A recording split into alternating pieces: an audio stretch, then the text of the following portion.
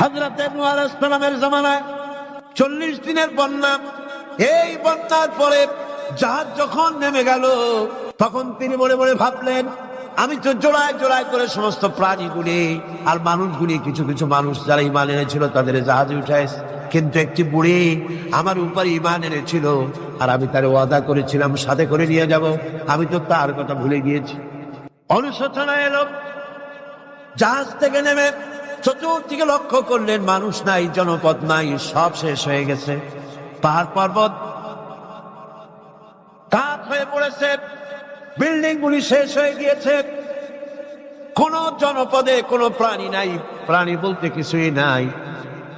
হঠাৎ দূরে দেখলেন একটা কুড়ে ঘরের মতো দেখা যায়। ভাবলেন, এত বড় বন্যার ভিতরে কুড়ে ঘর কেমনে থাকলো? আস্তে করে হেঁটে গেলেন কুড়ে ঘরের কাছে। ভেতরে মানুষ আছে বলে মনে হলো।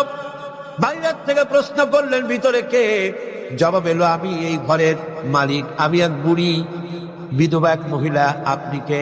তিনি বললেন, আমি হচ্ছি এই জামানার পয়গম্বর হযরত নূহ আলাইহিস সালাম। বুড়ি বলছেন, আমারও ধারণা তাই।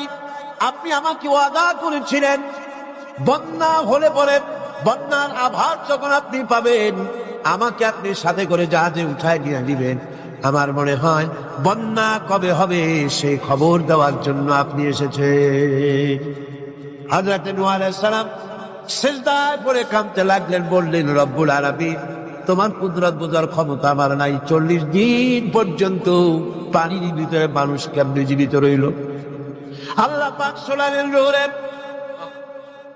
বিপদ যখন এলো, তুমি তোমার উম্মতকে ভুলে যেতে পেরেছো, ভুলে গিয়েছো, কিন্তু আমি রব্বুল আলামিন রহমানুর রহিম, আমি আমার বান্দিরে ভুলি নাই। পানির স্রষ্টা আল্লাহ, পানির ভিতরে তিনি বাঁচাতে পারেন, আবার তিনি আগুনের ভিতরে বাঁচাতে পারেন, সব কিছু করতে পারেন, সমস্ত ক্ষমতা আল্লাহ পাকের। গভীর রাত্রে হযরত ফাতিমা রাদিয়াল্লাহু তাআলা আনহা ইন্তেকাল করলেন। কিছু সংখ্যক সাহাবীদের কাছে খবর দিয়া অল্প সময়ের ভিতরে জানাজার ব্যবস্থা করা হলো। হযরত আবু যর গিফারী রাদিয়াল্লাহু তাআলা আনহু কবরের ভিতরে নেমে গেলেন। কবরের ভিতরে নেমে গিয়া হযরত আবু যর বলেন, রে কবর, তোর ভিতরে আজকে কাকে রাখবো? তুই কি তা জানিস নাকি? কোনো জবাব আসে না। হযরত আবু যর বলেন, কবর রে, তোর ভিতরে আজকে যাকে রাখবো তিনি হতেছেন হযরত ইমাম হাসান হোসেনের মা। বেহেশতের সমস্ত জওয়ানদের সরদার হবেন যারা, সেই দুইজনের মা তোর ভিতরে রাখবো, খবরদার বেয়াদবি করবি না।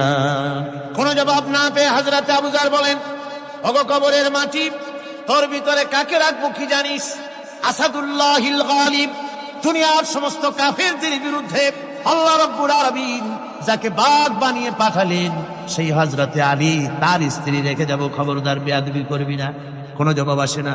হযরতে আবু যর বলেন, কবরের মাটি, তোর ভিতরে যাকে রাখবো তিনি হলেন খাতুনে জান্নাত, বেহেশতের সমস্ত মহিলাদের সরদারিনী হবেন যে ফাতেমা, তারে রেখে যাব, তোর ভিতরে খবরদার কোনো বেয়াদবি করবি না।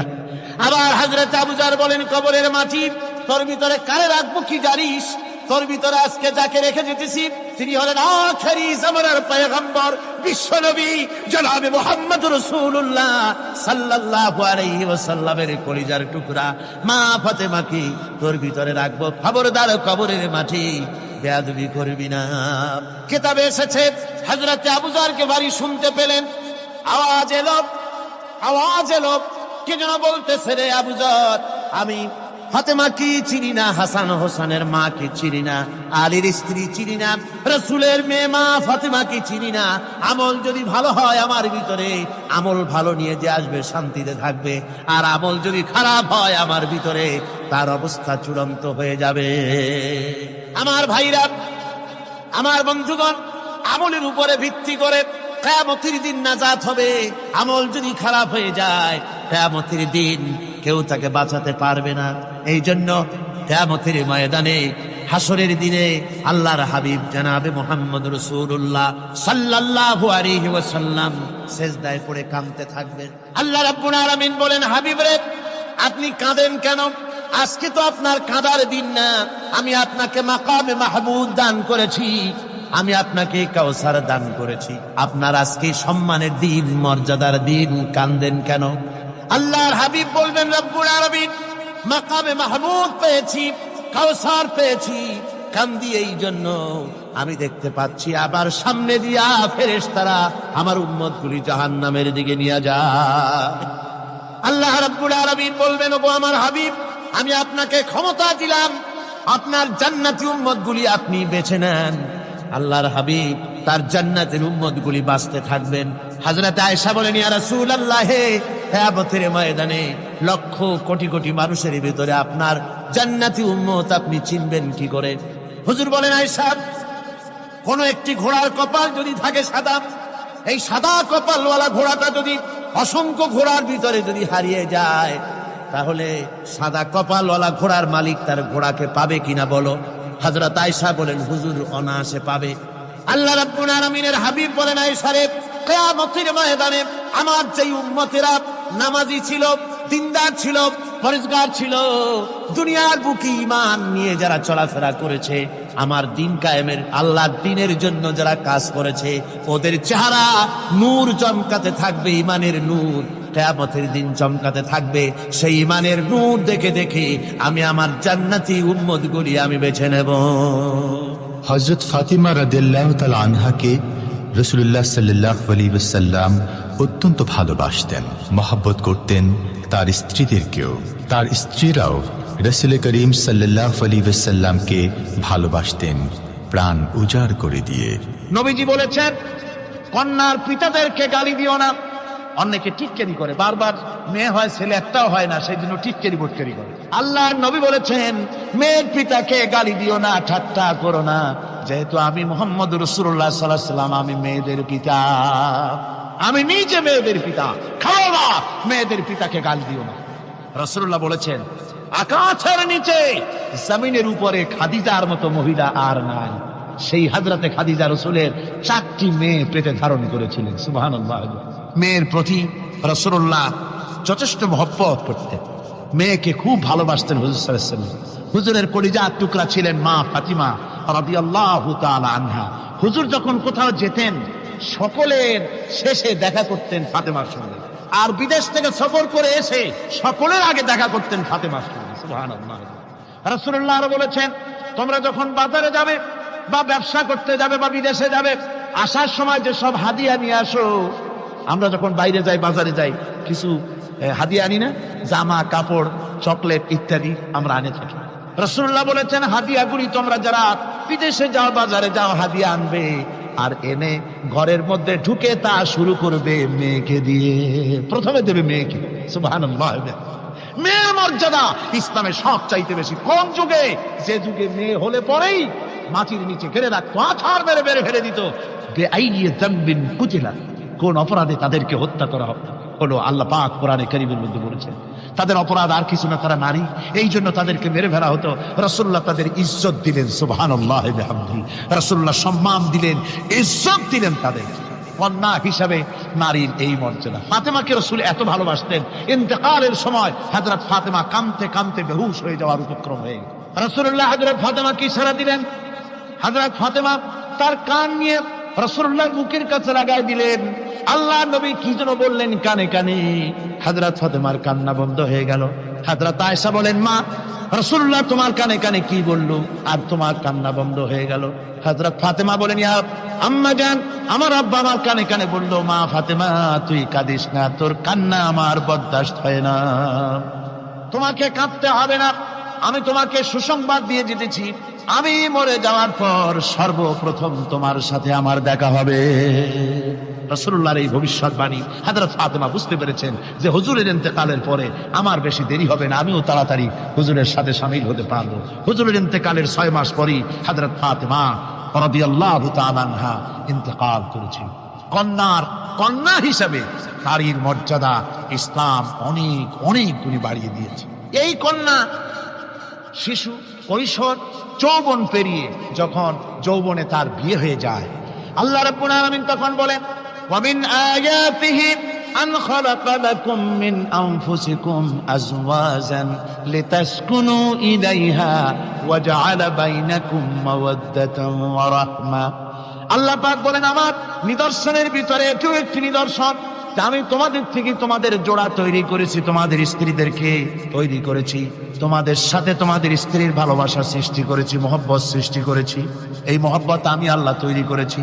আর যখন বুড়ো হয়ে যায় মানুষ, স্বামী স্ত্রী যখন বুড়া আর বুড়ি হয়, তখন আর ভালোবাসা থাকে না, তখন ওই ভালোবাসা সহৃদয়তার করুণায় আমি আল্লাহ পরিণত করে দেই। বুড়ার জন্য তখন বুড়ি ছাড়া আর উপায় নাই, বুড়িরও আর বুড়া ছাড়া উপায় নাই। তখন ভালোবাসা কোনো বিশেষ কোনো অক্ষ নিয়ে ভালোবাসা নয়, তখন একের উপরে অন্য একদম নির্ভরশীল হয়ে পড়ে। আল্লাহ পাক বলেন এই অবস্থা আমি আল্লাহ সৃষ্টি করে দেই। সুবহানাল্লাহ। স্ত্রীকে রাসূলুল্লাহ কত ভালোবাসতেন। আল্লাহ নবী বলেছেন আমার কাছে তিনটা জিনিস প্রিয়, একটা হচ্ছে সুগন্ধি, একটা হচ্ছে নামাজ, আরেকটা হচ্ছে স্ত্রী। সুবহানাল্লাহ। স্ত্রী আমার কাছে প্রিয়। হুজুর বলেছেন তোমাদের মধ্যে সেই ব্যক্তি উত্তম যে ব্যক্তি তার স্ত্রীর কাছে উত্তম। আমি আমার স্ত্রীদের কাছে উত্তম ব্যক্তি। সুবহানাল্লাহ। রাসূলুল্লাহ স্ত্রীকে কত ভালোবাসতেন। বিশ্বনবী রাজনৈতিক কর্মকাণ্ড চালাচ্ছেন, যুদ্ধের দামামা বাজতেছে, চতুর্দিকে কত অশান্তি, সবকিছু চলছে, স্ত্রীর হক আদায় করতে ভুলে যাননি। রাতের বেলায় হযরত আয়েশার বয়স কম, তাকে নিয়ে রাসূলুল্লাহ একটু সুযোগ পেয়েছেন, বলছেন আয়েশা সব তো ঘুমিয়ে, চলো আমরা একটু দৌড়াই। ওই যে দূরে একটা জিনিস দেখা যায়, দৌড় দাও দেখি কি আগে যায়।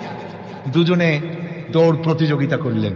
দৌড় প্রতিযোগিতায় হযরত আয়েশা ফার্স্ট হলেন, হুজুর পিছনে পড়ে গেলেন। হযরত আয়েশা খুব আনন্দ করলেন যে আপনি কিন্তু আমার সাথে দৌড়ে পারলেন। পরবর্তী কিছু কাল যাওয়ার পর হযরত আয়েশা বলেন হুজুর আজকে আবার বললেন যে চলো আয়েশা একটু দৌড়াই। হযরত আয়েশা বলছেন যে সেদিনের তুলনায় আমার শরীর একটু আমি মুটিয়ে গেছি, শরীরটি স্থূল হয়েছে। আমি আজকে দৌড়ালাম কিন্তু পারলাম না, রাসূল আগে চলে গেলেন। আমি হাঁপাতে হাঁপাতে যখন হুজুরের কাছে চলে গেছি, হুজুর তখন মুস্কি হেসে আমাকে বললেন আয়েশা ওই সেই দিনের জবাব আজকে দিয়া দিলাম। সুবহানাল্লাহ বিহামদিহি, সুবহানাল্লাহ বিহামদিহি। বিশ্ব নবী কত বড় আদর্শ বিশ্ব মানবতার জন্য। তিনি বলেছেন আরাফাতের ময়দানে রাসূলুল্লাহ বলেছেন তোমরা যেমন পড়বে তোমার স্ত্রীদেরকে তেমন পড়াবে, তোমরা যেমন খাবে তোমার স্ত্রীদেরকে তেমন খাওয়াবে, স্ট্যান্ডার্ড মেনটেন করবে। তুমি ভালো দামের কাপড় পরবে, স্ত্রীকে খারাপ দিবে তা নয়। অধিকার দুজনেরই সমান, স্বামী এবং স্ত্রী সমান অধিকার। কিন্তু আমরা তা বুঝতে পারি না, বুঝতে চাই না। আমরা অনেকে মনে করেছি বিয়ে যখন করছি তখন আমি তো নওয়াবজাদা নসরুল্লাহ খান আর বউ তো কেনা দাসী না। সে কিন্তু দাসী না, তার মর্যাদা আছে, তার সম্মান আছে, তার সম্মান আপনাকে দিতে হবে। রাসূলুল্লাহ দিয়েছে, আপনাকেও দিতে হবে। রান্না বান্না হতে দেরি হয়, কত গালাগালি শুনতে হয় নারীকে। আল্লাহর নবীর স্ত্রী হযরত আয়েশা বলেছেন আল্লাহর নবী কাজ করে, মানুষের সঙ্গে কথা বলে, রাষ্ট্রীয় দায়িত্ব পালন করে ঘরের ভিতরে এসে যখন দেখেছেন রান্না হতে দেরি আছে, রাসূলুল্লাহ বিরক্ত হন নাই, ভ্রু কুঞ্চিত করেন নাই, চোখ মোটা করেন নাই, আমাকে কোনো কথা শোনান নাই, বরং আমার কাছে বসে রান্নায় আমাকে সহযোগিতা করেছেন। সুবহানাল্লাহ বিহামদিহি। এই হলো আল্লাহর রাসূল, এই হলো বিশ্ব নবী। স্ত্রীর সঙ্গে কি মহব্বত! সুবহানাল্লাহ। হুজুর মহব্বত করতেন স্ত্রীদেরকে। রাসূলুল্লাহর ঘরে দৌলত ছিল না, কিন্তু মহব্বত দিয়ে ভরা ছিল ঘরটা। হুজুরের ঘরে ফ্রিজ নাই, ডিস এসি নাই, হুজুরের ঘরে কার্পেট নাই, হুজুরের ঘরের মধ্যে জাদির নাই, তোশক নাই, বড় বড় কম্বল নাই, আরামের কোনো জিনিস নাই, মডার্ন ইকুইপমেন্টস কিচ্ছু নাই, দৌলত নাই, কিন্তু মহব্বত দিয়ে ঘরটা ভরা। হযরত আয়েশা বলেছেন আমি পানি পান করে, যখন আমি পানি পান করে গ্লাস রেখে দিতাম, আল্লাহর নবী তখন গ্লাসের সেই জায়গায় ঠোঁট লাগাতেন যেখানে আমি ঠোঁট লাগাইয়া পানি পান করেছি। আমি গোশত চিবোতাম, রাসূলুল্লাহ আমার হাত থেকে গোশত টুকরা নিয়া সেই জায়গায় চিবোতেন যেখানে আমি চিবুয়েছি। সুবহানাল্লাহ। আমার ভাইরা, রাসূল তার স্ত্রীদেরকে মহব্বত করতেন, স্ত্রীরাও রাসূলকে মহব্বত করতেন দারুণ ভাবে। একবার হযরত আয়েশা সিদ্দিকা রাদিয়াল্লাহু তাআলা আনহা হুজুরকে গোসল করাতে ছিলেন, মাথার উপরে পানি ঢালতেছেন, হুজুর একটা চকির উপরে বা একটা তক্তার উপরে বসা আছেন। গোসলের পানির ভিতরে রাসূলুল্লাহ দেখতে পেলেন রক্তের মতো কি যেন প্রবাহিত হয়ে যাচ্ছে।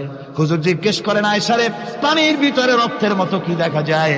হযরত আয়েশা বলেন হুজুর আপনি যখন বসেছিলেন অসতর্ক মুহূর্তে তক্তার নিচে আমার একটা আঙ্গুল পড়েছিল পায়ে, আঙ্গুলটা ফেটে বোধহয় রক্ত বেরোতেছে।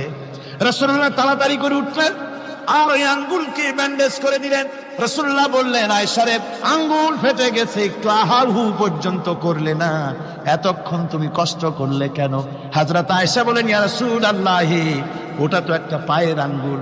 আয়েশার কলিজাটা ফেটে যদি রক্ত বেরোতো, রাসূলুল্লাহকে উঠতে বলতে আমি পারতাম না। কি মহব্বত রাসূলের সাথে। হযরত আয়েশা বলেন, হুজুর সাল্লাল্লাহু আলাইহি ওয়াসাল্লাম স্ত্রীদেরকে এত ভালোবাসতেন, আমাদের ঘরে গোশত টোস্ত তেমন রান্না বান্না খুব কম হতো। গোশত রান্না হবে কি, মাসের পর মাস চলে গেছে রাসূলের বাড়িতে, হুজুর স্ত্রীরা বলেছেন আমাদের ঘরে চুলে আগুন জ্বলে নাই, একটু শুকনা রুটি, একটু শুকনা খেজুর আর একটু পানি খেয়ে আমাদের জীবন চলেছে, এরকমের অবস্থা হয়েছে। তারপরে এই অবস্থা চলেছে, এর মধ্যে যদি কখন একটু গোশত আসছে, হুজুর যখন ছাগল ইত্যাদি ছাগল দুম্বা জবাও করেছেন, এই দুম্বার গোশত নিয়ে, ছাগলের গোশত নিয়ে রাসূলুল্লাহ নিজে বেরোতেন। হযরত খাদিজার বান্ধবী কোথায় আছে খুঁজে ওই বান্ধবীর কাছে গোশত পৌঁছে দিয়ে আসতে। হযরত আয়েশা বলেন, একদিন আমার ঘুম ভেঙে গেল, দেখি হুজুর আমার কাছে নাই, গেলেন কোথায়? খুঁজতে খুঁজতে যায় দেখি মসজিদে নববীর ভিতরে হুজুর হাত তুলে বসে আছেন, মোনাজাত করতেছেন। আমি পেছনে কি হাত তুলে আমি শুনতে পাচ্ছি নবীজি দোয়া করছেন, রব্বুল আলামিন কিয়ামতের ময়দানে যেদিন সন্তান তার পিতাকে ভুলে যাবে, মা তার সন্তানকে হারায় ফেলবে, ওই কঠিন হাসরের ময়দানে আমি যেন আমার খাদিজাকে হারাইয়া না যাই। মুনাজাতের শেষে হযরত আয়েশা বলেন, ইয়া রাসূলুল্লাহ, খাদিজার কথা আপনার এত কেন বারবার মনে পড়ে? একটা বুড়িরে বিয়ে করেছিলেন 25 বছর বয়সের সময়, 40 বছর বুড়ি, তার কথা কেন এত মহব্বত আপনার মনে পড়ে? তার থেকে যুবতী মেয়ে, সুন্দরী মেয়েকে আপনার স্ত্রী হিসেবে আপনি পান নাই?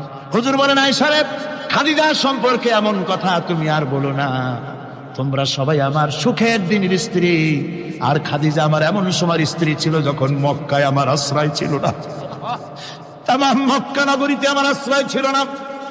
খাদিজার সঞ্চিত সমস্ত ধনরাশি ইসলাম কবুল করার পর দুহাতে খাদিজা বিতরণ করে দিয়েছে। হযরত আয়েশা বলেন, হুজুর আমার গোস্তাকি মাফ করে দেন, আমি আর এরকম বলবো না, তবে খাদিজা সম্পর্কে আমার এই কিছু একটু শুনান। হুজুর বলেন, আয়েশা রে শোনো, গভীর রাত, যত রাত হোক না কেন, ইসলামের দাওয়াত দিয়ে দিয়ে গভীর রাত্রে আমি যখন বাসায় ফিরেছি, ঘরে এসেছি, দরজায় একটা মাত্র ডাক দিয়েছি, খাদিজা, অমনি দরজা খুলে গেছে।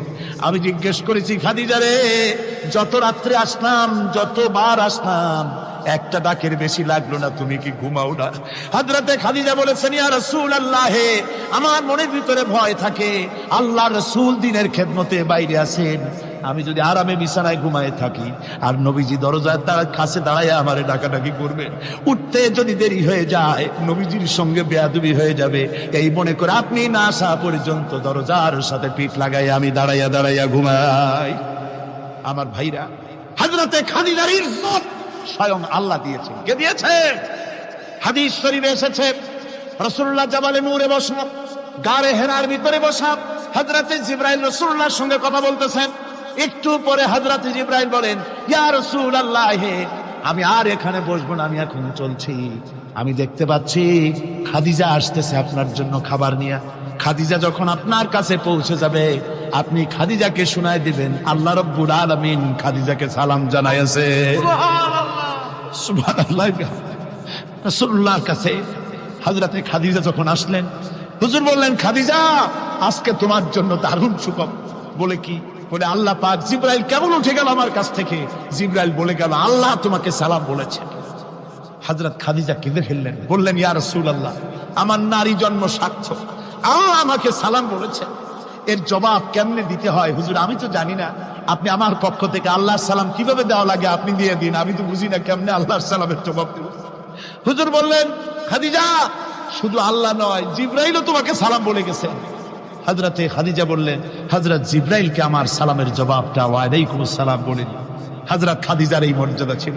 আমার ভাইরা, রাসূল পাক সাল্লাল্লাহু আলাইহি ওয়াসাল্লাম এভাবে মহব্বত করেছেন স্ত্রীদেরকে। সুতরাং স্বামী স্ত্রীর মহব্বত আল্লাহর জান্নাতি নিয়ামত। কি নিয়ামত? যে ঘরের মধ্যে স্বামী স্ত্রীর মধ্যে মিল মহব্বত আছে, এটা বেহেশতের মতো, আর যেখানে মিল মহব্বত নাই, এটা জাহান্নামের মতো। ঠিক কি? সুতরাং মহব্বত করুন, বেশি বেশি স্যাক্রিফাইস করুন, বেশি বেশি স্যাক্রিফাইস। নারীদের ব্যাপারে বলা হয়েছে, পুরুষকে বলা হয়েছে অধিকার আদায় করো, সব ব্যাপারে সমান অধিকার। কিন্তু নারীকে একটা ব্যাপারে বলা হয়েছে, নারী শোনো, পুরুষের মর্যাদা তোমার চাইতে আল্লাহ রাব্বুল আলামিন বেশি দিয়েছেন। আর রিজালু কাওয়ামুনা আলান নিসা, নারীদের উপরে পুরুষের প্রাধান্য আল্লাহ পাক দান করেছেন। একজন সাহাবী বলেছিলেন, ইয়া রাসূলুল্লাহ, জংলি উট দেখলাম আপনার পায়ের উপরে সেজদায় পড়ে গেল, আপনি যদি আমাদেরকে অনুমতি দিতেন না আপনাকে আমরা সেজদা করতাম। আল্লাহ নবী বললেন, মানুষ মানুষকে সেজদা করা এ পারমিশন যদি আমি দিতাম, তাহলে দুনিয়ার সমস্ত স্ত্রীদেরকে বলতাম তারা যেন তাদের স্বামীকে সেজদা দেয়। স্বামীর মর্যাদা এখানে বেশি। সুতরাং অধিকার সমান, কোনো সন্দেহ নাই, কিন্তু স্বামীর একটা আলাদা মর্যাদা আছে, সেই সম্মানও তাকে দিতে হবে। এরপরে এই সমান অধিকারের ভিত্তিতে স্বামী স্ত্রী চলতে থাকে, মাঝখানে আল্লাহ পাক তাদেরকে সন্তান দান করেন। আল্লাহ তাদেরকে, নারীকে লেখাপড়ার অধিকার দিয়েছেন, ইসলাম তাকে লেখাপড়ার অধিকার দিয়েছে, শিক্ষার অধিকার দিয়েছে। হযরত আয়েশা সিদ্দিকা রাদিয়াল্লাহু তাআলা আনহা শিক্ষয়িত্রী ছিলেন, হাফেজা ছিলেন, হাদিসের হাফেজা ছিলেন, কোরআনের হাফেজা ছিলেন, হাজার হাজার সাহাবায়ে কেরামদের তিনি ওস্তাদ ছিলেন। সুবহানাল্লাহ। নারীদের ব্যাপারে অধিকাংশ মাসালা হযরত আয়েশা সিদ্দিকা রাদিয়াল্লাহু তাআলা আনহার অবদান। সুবহানাল্লাহ। নারী যুদ্ধ করেছে, যুদ্ধের ময়দানে নারীর অধিকার আছে। নারী চাকরি করতে পারবে, নারী ব্যবসা করতে পারবে, নারী লেখাপড়া করতে পারবে, নারী সেনাবাহিনীতে যেতে পারবে, নারী সব করতে পারবে, কিন্তু পর্দার মধ্যে। জনৈক সাহাবী ইসলাম গ্রহণ করার পরও রাসূলুল্লাহ সাল্লাল্লাহু আলাইহি ওয়াসাল্লামের কাছে অনুশোচনা করছিলেন তার কন্যা সন্তান নিজ হাতে হত্যা করার জন্য। আমাদের প্রিয় নবী এ কথা শুনে কেঁদে ফেললেন। একটা লোক নিয়ে কাঁদতেছিল মুসলমান হওয়ার পরও। হুজুর কয়, কান্দো কেন? কই যে এই যে আমার গুনাহ কি মাফ হয়েছে? হুজুর বলেন, হ্যাঁ মাফ হয়ে গেছে। কলেমা পড়ছো, মাফ হয়ে গেছে। কয় যে হুজুর আমি তো মারাত্মক গুনাহ করছি। বলে কি? বলে আমার একটা মেয়ে, সেই মেয়েটাকে নিয়ে আমি, ঘটনা লম্বা, আমি সংক্ষেপে বলতেছি, মেয়েটাকে ফাঁকি দিয়া তারে আমি মারবো, বুঝতে দেই নাই আমার বউরে। বললাম চলো বেড়াইতে যাই। মেয়েটা আমার সাথে সাজাই দিয়েছে, তার মা বেড়াতে নিয়ে যাবো এই কথা মনে করে। মেয়েটা কদ্দূর যায়, আবার আব্বা আব্বা বলে আমার দিকে ফিরে আসে, আবার পিছনে থাকে, আবার আব্বা আব্বা বলে জড়ায় ধরে। এইভাবে করতে করতে যখন নির্জন এলাকায় গেলাম, আমি পাহাড়ের পাশে গর্ত খোঁড়া আরম্ভ করলাম। গর্ত খুঁজি আর মাটি ছিটে এসে আমার দাড়িতে লাগে। বাচ্চা মেয়েটা আমার কাছে এসে দাড়ি দিয়ে ধুল ছাড়ায় দেয়। কয়, আব্বা তোমার দাড়িতে ধুল লাগতেছে, তুমি এই কষ্ট করতেছো কেন? মেয়ে তো বোঝে না যে আমি তার জন্য কবর খুঁজতেছি। কবরটা খোঁড়া হয়ে যাওয়ার পর মেয়েটারে বান্ধা শুরু করলাম। মেয়ে এখন কাঁদতেছে, বাবা আমার বান্ধো কেন? আমি তারে বাইধা জোরে ওর মধ্যে নিক্ষেপ করে দিলাম। মেয়েটা গর্তের মধ্যে বসে চিৎকার করে বলছে, আব্বা তুমি আমারে বাঁচতে দাও, আমি তোমারে বাপ বলে সমাজে হ্যাঁ করবো না, আমি ভিক্ষা করে খাবো, আমার বেরো না। লোকটি বলছি, ইয়া রাসূলুল্লাহ, আমার মনে দরদ আসলো না। আমি একটা পাথর উঁচু করে আমার মেয়ের বুক লক্ষ্য করে জোরে মেরে দিলাম। বুকটা ফেটে রক্ত ফিনকি দিয়ে উঠলো। আমার মেয়ের বুক থেকে আওয়াজ বেরোলো। আমার কালে যেন এখনো সেই আওয়াজ বাজে। হাদিস শরীফে এসেছে, হুজুরের চোখের পানি দাড়ি ভিজে ভিজে জামার উপরে পড়তেছিল। হুজুর বললেন, আহারে, মানুষেও পারে এরকম কাম করতে। পৃথিবীতে নারীর যখন কোনো সম্মান ছিল না, মর্যাদা ছিল না, সেই সময় আমার রাসূল, আমার বিশ্বনবী নারীদেরকে সম্মানের হাত ধরে গর্তের ভিতর থেকে উঠাইয়া রানীর সিংহাসনে বসায় দিলেন। সুবহানাল্লাহ। মায়ের মর্যাদা দিয়ে দিলেন। সুবহানাল্লাহ। নারীরা আমাদের মায়ের জাত। নারীরা আমার কি এর জাত? মায়ের জাত। আমার মা বোনেরা, তোমাদের সম্মান কত তোমরা জানো না। আমরা পুরুষ, আমাদের পায়ের তলে জুতা, আর তোমরা আমাদের মায়ের জাত। তোমরা নারী, তোমাদের পায়ের তলে আল্লাহর জান্নাত, আল্লাহর বেহেশতটা তোমাদের পায়ের তলে। এই সম্মান আল্লাহ তোমাদের দিয়েছে, নবী দিয়েছে। সুবহানাল্লাহ। কর ভাইরা আমার, অধিকার ইসলাম দিয়েছে। বিবাহ যখন হয়, এই বিবাহের সময় এজেন আনতে হয়। আর বিবাহ হচ্ছে বিবাহ বৈঠক। এজেন আনার জন্য ওই যে কি জানি কয়, ম্যারেজ রেজিস্ট্রার বা মৌলবি সাহেব, কার অনুমতি আগে নেয়? বলেন কার অনুমতি? তাহলে অধিকার ইসলাম পুরুষে দিল না মেয়ে লোকের দিল? আগে মেয়ে লোকের কাছে যাও। মেয়েটাকে জিজ্ঞেস করো সেই বিবাহে রাজি আছে কিনা। সুবহানাল্লাহ পড়ে এই বিবাহে রাজি আছে কিনা জিজ্ঞেস করো, তার অধিকারী বেশি। এরপরে এই বিবাহে করার ব্যাপারে কত বৈষম্য। আজ বিবাহ করতে গেলে যৌতুকের প্রথা এসেছে। রাসূলুল্লাহ যৌতুক দিয়েছিলেন, ওটা যৌতুক না, ওটা উপহার, ওটা হাদিয়া। রাসূলুল্লাহ তোহফা দিয়েছিলেন হুজুরের জামাই। সুবহানাল্লাহ, কি জামাই! এক জামাই তো জিন্নুর আইন, যাকে ফেরেশতারা পর্যন্ত লজ্জা করতো যারে দেখে, হযরত উসমান রাদিয়াল্লাহু তাআলা আনহু। আর একজন হযরত আলী কাররামাল্লাহু ওয়াজহাহু। হযরত আলী, যার সম্পর্কে রাসূল পাক সাল্লাল্লাহু আলাইহি ওয়াসাল্লাম যাকে কত সম্মান দিয়েছেন, কত মর্যাদা দিয়েছেন, এই হলো হযরত আলী হুজুরের জামাই। আনা মদিনাতুল ইলম ওয়া আলিউম বাবুহা, আমি হলাম জ্ঞানের রাজ্য, আর আলী হলো সেই রাজ্যে প্রবেশের দরজা। সুবহানাল্লাহ। ভাইরা, এই হলো জামাই। আর মেয়ে খাতুনে জান্নাত বিনতে রাসূল, বেহেশতের সমস্ত রমণীদের সরদারিনী মা ফাতিমাতুজ জাহরা রাদিয়াল্লাহু তাআলা আনহা। কি উপহার দিলেন বিয়েতে রাসূল! এই মেয়ে আর এই জামাই। উপহার হলো খেজুরের ছোবড়ার একটা তোষক, পানি উঠাবার জন্য একটা মশক, আর আটা পেশা একটা জাত। এই হলো নবীর মেয়ে আর জামাইয়ের জন্য। রাসূলুল্লাহ সাল্লাল্লাহু আলাইহি ওয়াসাল্লামের স্ত্রী মা উম্মে হাবিবা আমাদের প্রিয় নবীর সম্মানের প্রতি ছিলেন খুবই যত্নশীল। তার পিতা তখন ইসলাম গ্রহণ করেননি। এমন অবস্থায় পিতা ঘরে প্রবেশ করলে রাসূলুল্লাহ সাল্লাল্লাহু আলাইহি ওয়াসাল্লামের স্ত্রী তার পিতার সাথে যে আচরণ করেছিলেন, এখন আমরা শুনব সে কাহিনী। আবার স্ত্রীরা রাসূলের প্রতি কি ভালোবাসা দেখেছেন। হযরত উম্মে হাবিবা রাদিয়াল্লাহু তাআলা আনহা, আমাদের মা আবু সুফিয়ান রাদিয়াল্লাহু তাআলা আনহু, তার মেয়ে। তার কাছে আবু সুফিয়ান তখনও কাফের, সেই কুফরি হালতে মেয়ের ঘরে গিয়েছেন। যাওয়ার পরে হযরত উম্মে হাবিবা বাপ যখন বসতে গিয়েছেন, তখন উম্মে হাবিবা বলছেন যে আব্বা একটু দাঁড়ান। এই অবস্থায় দাঁড়াতে বলে বিছানাটা উল্টায়া দিয়া তারপরে বললেন যে বসেন। বাপ মনে খুব দুঃখ পেলেন। আবু সুফিয়ান বললেন, মা উম্মে হাবিবা, আমি তোমার পিতা, ভালো একটা বিছানা থাকলে তাই বিছায় দেওয়া উচিত ছিল, আর তুমি বিছানাটা উঠাইয়া তারপরে আমার খালি জায়গায় বসতে বললা, আমি তোমার ব্যবহারে আহত হলাম। হযরত উম্মে হাবিবা বলেন, আব্বা জান, নিশ্চয়ই আপনি আমার আব্বা, শ্রদ্ধেয় পিতা, কোনো সন্দেহ এতে নাই, কিন্তু আপনি একজন কাফের। আল্লাহর রাসূল যে বিছানায় বসেন, সেই বিছানা আমি একটা কাফেরকে বসতে দিতে পারি না।